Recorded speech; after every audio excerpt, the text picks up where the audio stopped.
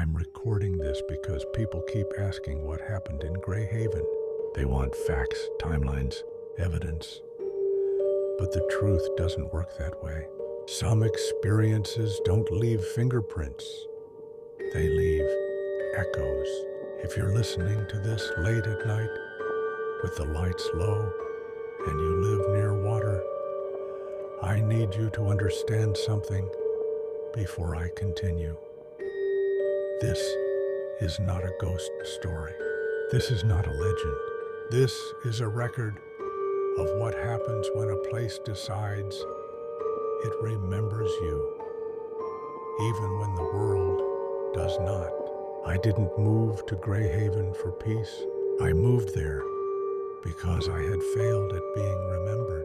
2 years earlier, my name had been in the news, not for something heroic, not even tragic, just embarrassing, forgettable, a scandal at work, friends who quietly stopped calling, family members who spoke to me like I was already gone. I learned something during that time. You don't disappear all at once, you fade. Grey Haven appeared in an online listing at 2:17 a.m. Cheap House, Riverside, no questions asked. That should have been enough of a warning. The house had a habit of settling at night. Floorboards creaked, but only when I stopped moving. Walls sighed, but only when the lights were off. The attic door opened by itself once. I told myself it was pressure. Old hinges, but the strangest thing, the house always felt more awake after sunset, as if it had been waiting for me to come home. Emma worked the night shift at the only diner in town. She remembered my order after one visit. "People forget fast here," she said once. "That's how the river likes it." I laughed. She didn't. Over weeks, she told me things. Quiet things. Her mother drowned when Emma was 12, but her body was found miles upstream. "No one talks about it," she said.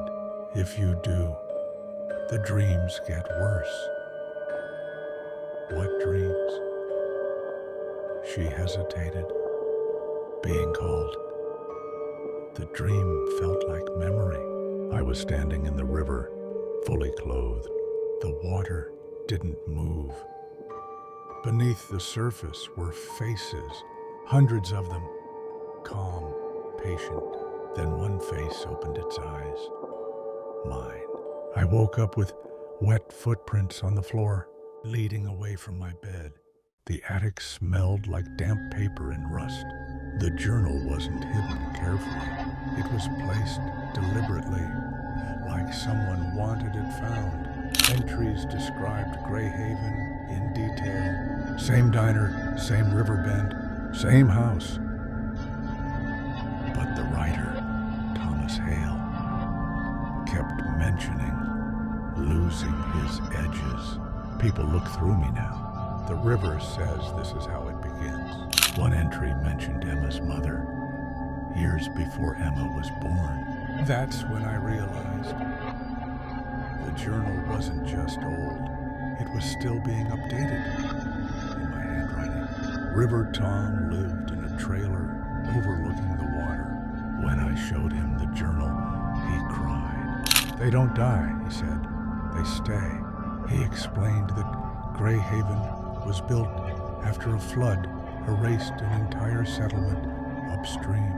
No records, no graves. The river didn't forget, it collected, and every few decades, it called someone who wanted to disappear. "Why me?" I asked. Tom smiled sadly. "You were already halfway gone." Emma started sleepwalking.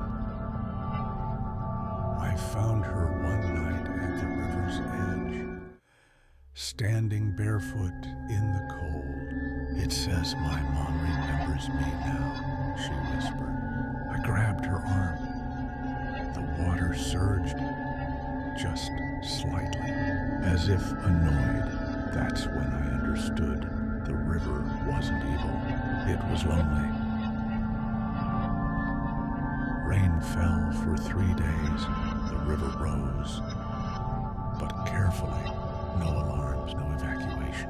Only the houses of people who were forgotten, filled with water. The rest were untouched. Greyhaven didn't panic. They never do. The journal's final entry was waiting on my desk. One will be remembered. One will stay. Emma came with me to the river. She was crying. I don't want to forget, she said. I stepped forward. The river spoke my name, not whispered. Grateful. They say Emma left town. She did. She wrote a book about Greyhaven. It sold well. No one remembers interviewing me. My house is gone now, but the river still flows. And sometimes, when someone stands too close to the edge, feeling unseen, I remember you. If you've listened this far, there's something you should know. Places don't remember everyone. They remember the ones who listen back. And if tonight you hear your name near water,